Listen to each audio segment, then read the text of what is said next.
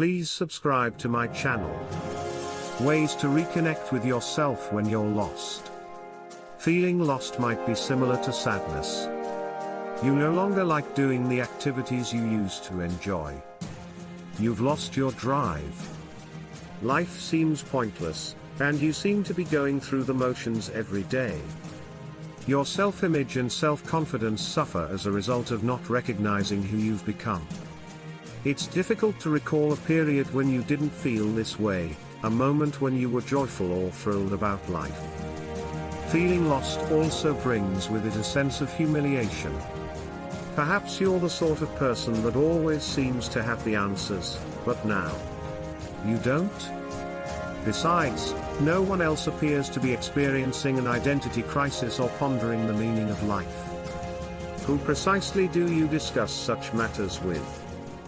People in your close circle will not comprehend what you're going through. So, if you're feeling lost and seeking for strategies to rediscover your identity, keep watching to learn why and how to reconnect with your true self. Accept and acknowledge how you're feeling. It might feel like you're behind the curve when you're lost. Nobody appears to be suffering an identity crisis around you. You're not meant to be attempting to figure out who you are at your age. That should have occurred a long time ago. By society's standards, you could even be successful. Perhaps you're about to achieve managerial level in your work or are nearing retirement. But something isn't quite right. It's almost as if you're wearing the incorrect pair of shoes. It's just not right.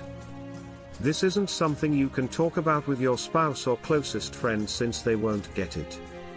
Your life appears to be ideal. So you attempt to ignore your sensations and go about your business as usual. Unfortunately, the longer you disregard your sentiments, the unhappy you will become. The more lost you get. So, since burying your feelings isn't working, why not acknowledge them instead? Accept the fact that you are lost. Admit that you aren't experiencing life to the fullest, instead, you are only surviving the status quo. You aren't the first person to have their assumptions about oneself and life challenged.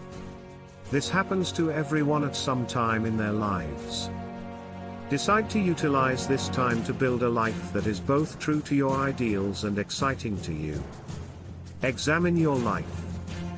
Make a life itinerary for yourself. Make a list of your accomplishments, problems and regrets. Make a list of the good, negative, and memorable events in your life. That list should include every key life event as well as whatever used to make you joyful. This activity will assist you in reconnecting with the things that made you happy before you become too preoccupied to think about yourself. We forget what makes us happy when life gets too hectic with duties and job. We believe there is so much work to be done that having pleasure appears to be a waste of time. Take a stroll down memory lane and remind yourself of the things you used to appreciate, as well as the fact that there is always something to learn from any circumstance. Make a list of your goals. Make a list of everything you want to do.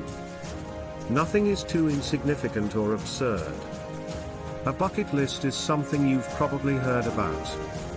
Make a bucket list of your own. However, instead of simply making a list of things you want to achieve before you die, make a strategy to do them now rather than later.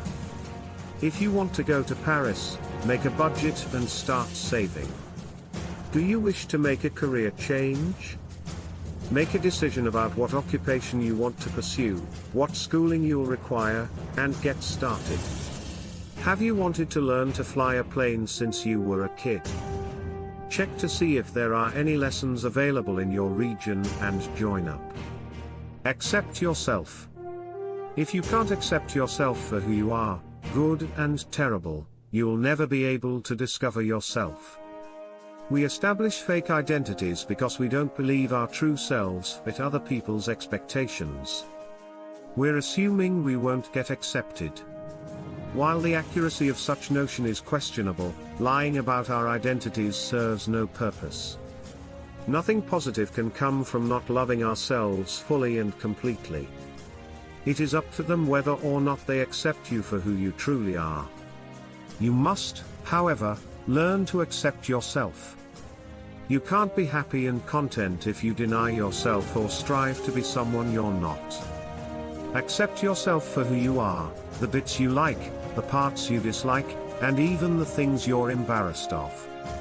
They all work together to create a one-of-a-kind you. Try to find your true calling. Some people already know what they want to do with their lives. All they need is the guts to go for it. To those folks, you can't afford to allow fear prevent you from sharing your talent with the rest of the world. You already know what you're supposed to do, so go ahead and do it. Who will do it if you don't do it? Will it ever get done if you don't do it? Other folks are unsure of their actual calling. They understand that what they're doing now isn't it. Looking at what you're good at is a fantastic place to start when looking for your calling. What are your interests and passions?